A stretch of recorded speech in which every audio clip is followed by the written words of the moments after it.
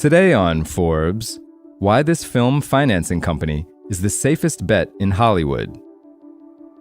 There's a recurring nightmare for independent movie producers that plays out all too frequently. It's the weekend before a movie begins shooting on Monday, and the financial backing falls through. Suddenly, the entire production is in jeopardy. What do you do? Who do you call? Miguel Palos, Chief Operating Officer and co-founder of AGC Studios, says it's a bit like being, quote, left at the altar.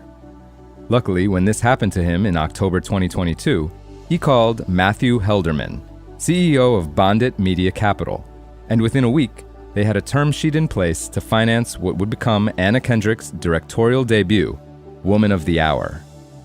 The movie, which also starred Kendrick, caused a bidding war at the 2023 Toronto International Film Festival and eventually sold to Netflix for $11 million.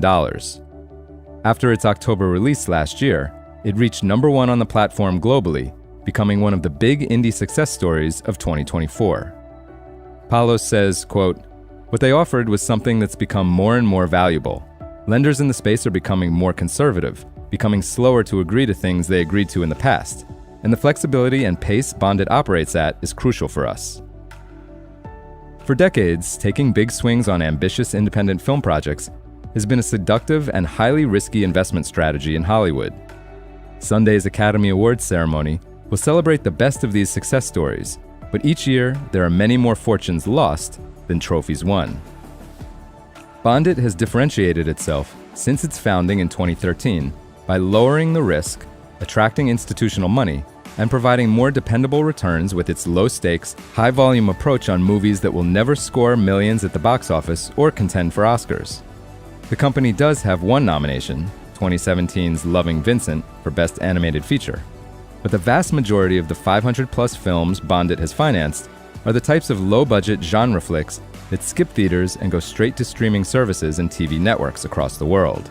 Schlocky titles like Gasoline Alley, Armor, and yes, Sharknado 2, that sell by attaching name-brand actors like Bruce Willis or Sylvester Stallone to the lead role.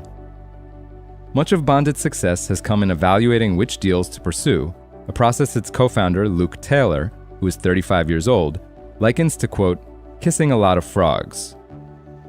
The company builds its loans against predictable, projectable returns, such as the money a production receives back in tax credits for filming in a certain state or country, or its pre-sales in international markets.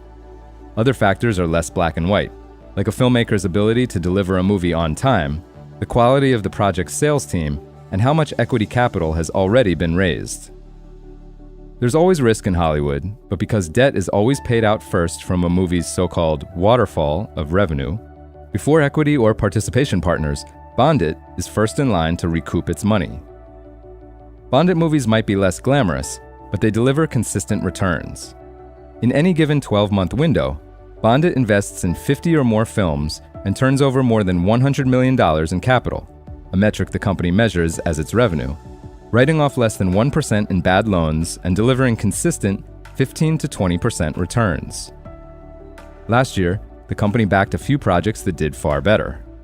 After pre-selling some international rights to help fund Woman of the Hour and landing the big sale to Netflix, the movie produced a 250% return on its production budget.